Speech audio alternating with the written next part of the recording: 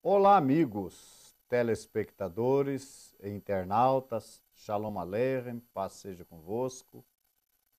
Eu sou o Rav Shai Ben Yehudá e este é o programa Or Teshuvá, ou Luz para a sua Teshuvá. E o nosso objetivo é dar uma oportunidade àqueles que querem servir ao Eterno, que querem servir ao Eterno de acordo com o ensinamento de Yeshua, o Mashiach judeu, e aprender como vivia a congregação do primeiro século. Você tem, com este programa, com esta série de programas, a oportunidade de aprender todas essas coisas.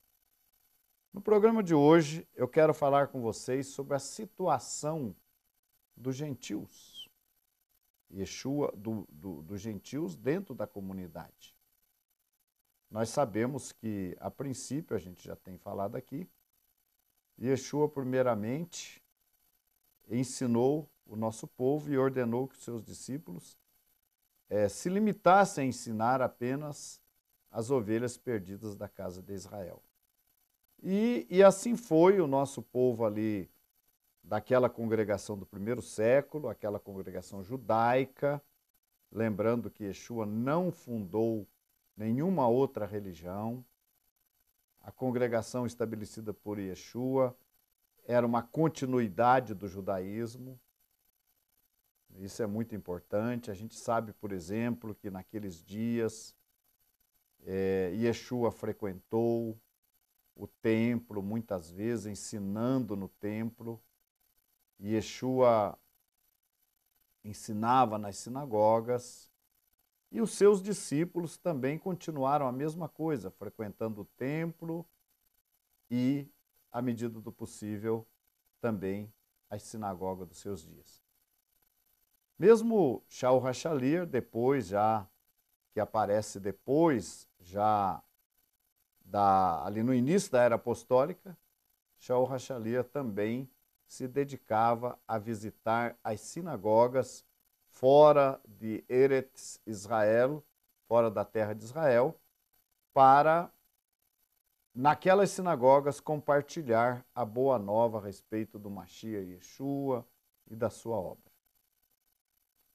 Então, Yeshua disse uma certa vez, está lá no Evangelho de João, eu ainda tenho outras ovelhas que não são deste aprisco, mas convém agregá-las e haverá um rebanho e um pastor. O que isso significa?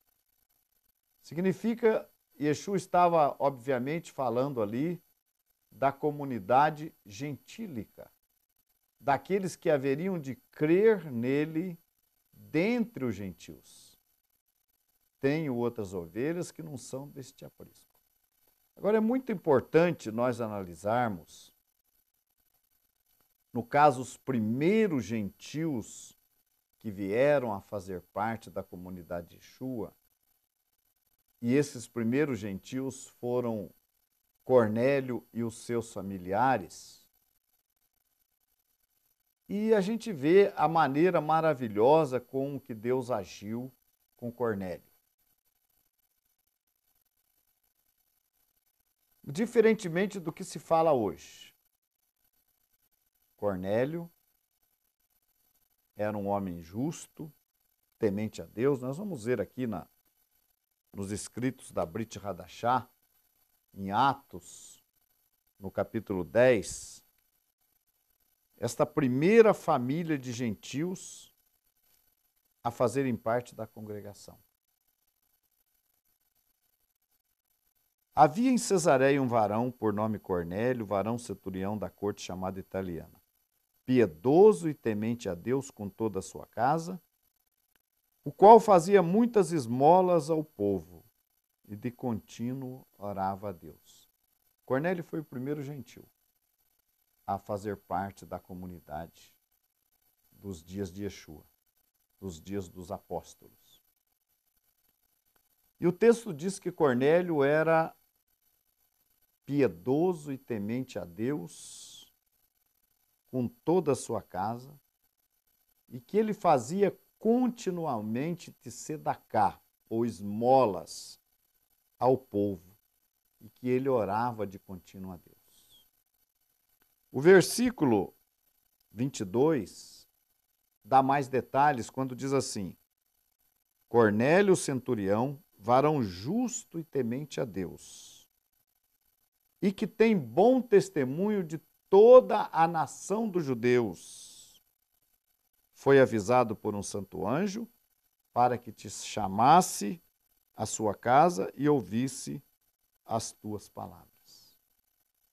Veja bem, Cornélio era um oficial romano que morava ali em Eretz Israel, a serviço de Roma, mas ele já vinha há algum certo tempo conhecendo, aprendendo, quem sabe ele frequentava a sinagoga todos os sábados, ele estava aprendendo com o povo judeu a respeito da Torá, dos ensinamentos da Torá, e conforme diz lá em Devarim 31, ele estava ouvindo, aprendendo, crendo, tendo fé e obedecendo a Torá. Obviamente que isso levou um certo tempo para que Cornélio chegasse no ponto que ele chegou. E qual foi o ponto que Cornélio chegou? Cornélio recebe a visita de um anjo de Deus que fala para ele: Cornélio, as tuas orações. O anjo disse: as tuas orações e as tuas esmolas têm subido para a memória diante de Deus.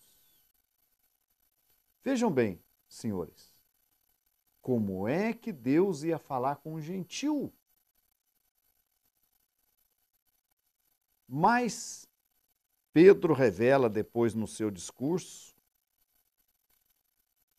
no versículo 35 de Atos, capítulo 10, o 34 diz: e abrindo Pedro a boca, disse: reconheço por verdade que Deus não faz acepção de pessoas, mas que lhe é agradável aquele que em qualquer nação o teme e obra o que é justo. Lhe é agradável. É lógico, o povo judeu, o povo de Israel, não tem opção. É uma nação escolhida e pronto. Mas o povo gentil, os gentios, eles escolhem a Deus espontaneamente. Cornélio decidiu servir a Deus, conhecer a Torá, e eu digo que ele era um seguidor da Torá, porque para ser chamado de justo, de tzadik, piedoso, e dar testemunho, bom testemunho a toda a nação judeus, ele tinha que estar cumprindo a Torá. E Cornélio, então, ele recebe a visita de um anjo. Eu creio que nessa altura, para receber a visita de um anjo, Cornélio já estava num estágio bem avançado de obediência à Torá.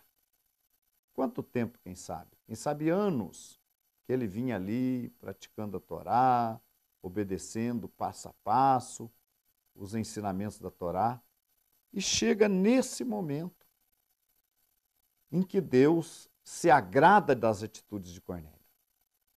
E que Deus estava convencido de que Cornélio havia escolhido servi-lo.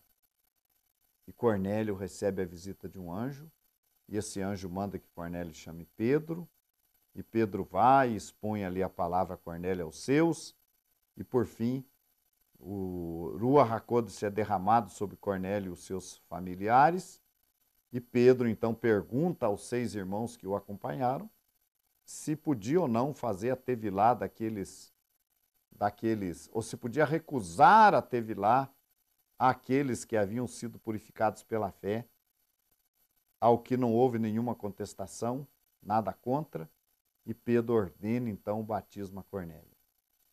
Com isso, Cornélio se une ao povo.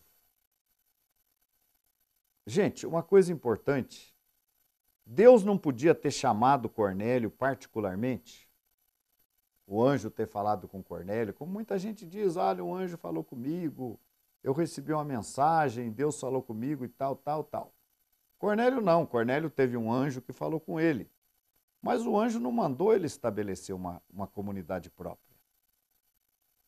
Se fosse hoje, talvez, né, as pessoas entendem que poderia ter sido assim, mas por que Deus não mandou Cornélio estabelecer a sua própria comunidade? Por que Deus não falou para Cornélio, Cornélio, tem vários gentios aqui em Eretz Israel que querem me servir, funda aí para você aí um ministério, Cornélio, uma congregação, e você vai ser o líder, você vai ser o principal da congregação aí. Forma uma congregação para você. Não. Deus falou com Cornélio, manda chamar, por meio do anjo, né?